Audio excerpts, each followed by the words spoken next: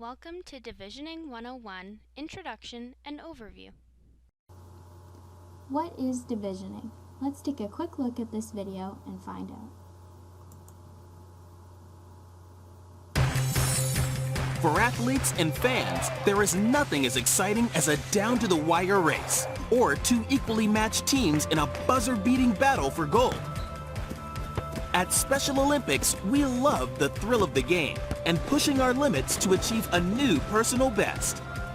During competitions, this happens through a system called divisioning that gives athletes a fair and equal opportunity to compete, regardless of ability level. Divisioning is a cornerstone of Special Olympics competitions worldwide. It is completely unique to Special Olympics, and it gives our athletes the greatest chance of achieving success, while making our competitions both empowering and exciting. Divisioning is a two-stage process. In Stage 1, coaches submit a time or distance for each athlete in individual sports.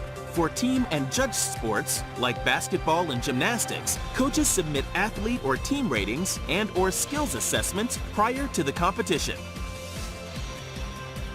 In Stage 2, divisioning races, judged events, or short team matches are held to assess the athlete's or team's ability level in competition. Athletes or teams are then grouped into competitive divisions according to three criteria: gender, age, and most importantly, ability level. Each division should include a minimum of 3 athletes or teams and a maximum of 8 athletes or teams. There should be no more than a 15% difference between the most highly skilled athlete or team and the lowest skilled athlete or team in each division. Divisions are now set for final competition. Divisioning is an essential part of a successful Special Olympics competition, and every coach plays an important role. The goal is to ensure meaningful competition, because a good, close competition makes every athlete try harder and push farther.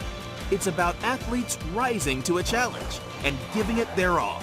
That's why sports fans call Special Olympics events the best in sport. Through Special Olympics divisioning, athletes with intellectual disabilities are valued and recognized, regardless of ability. All they need to do is their very best.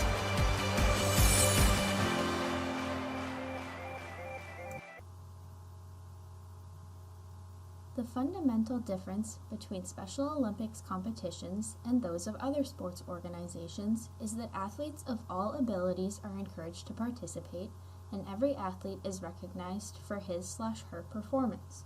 Competitions are structured so that athletes compete with other athletes of similar ability in equitable divisions. Special Olympics has 3 main categories of sport.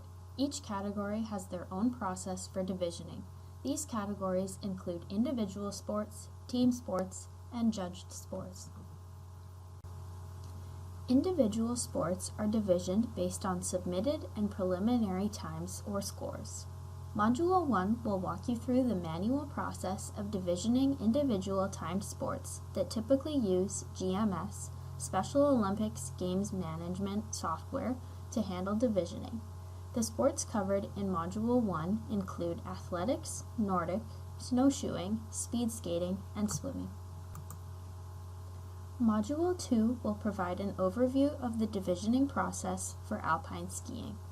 In Module 3, we will look at how divisioning is done for 5 and 10-pin bowling, bocce, and golf. Each of the first 3 modules will provide you with an in-depth look at the criteria used to create divisions for the applicable sports, and we will walk you through the process of manually creating divisions using the established criteria. Divisioning for team sports will be explored in Module 4. Team sports are divisioned based on skill assessments and divisioning rounds. In Module 4, we will examine the divisioning process for basketball, curling, floor hockey, soccer, and softball. Course participants will gain insight into the utilization of skill assessment forms, the setup of divisioning committees, and a look at creating competition schedules. Sports with judging are all divisioned based on a predetermined set of criteria. Each sport has its own unique criteria set, so each sport will be explored separately in its own module. Module 5 will provide an overview of the divisioning process for figure skating. The rhythmic gymnastics divisioning process will be explained in Module 6, and last but not least, Module 7 will cover powerlifting's divisioning process. Divisioning 101 has been set up in such a way that you may choose to take any combination of the 7 modules.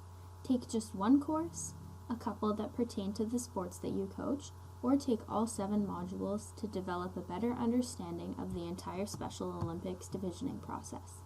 Please let your sport developer staff know if you have any questions regarding any of the information provided throughout this course.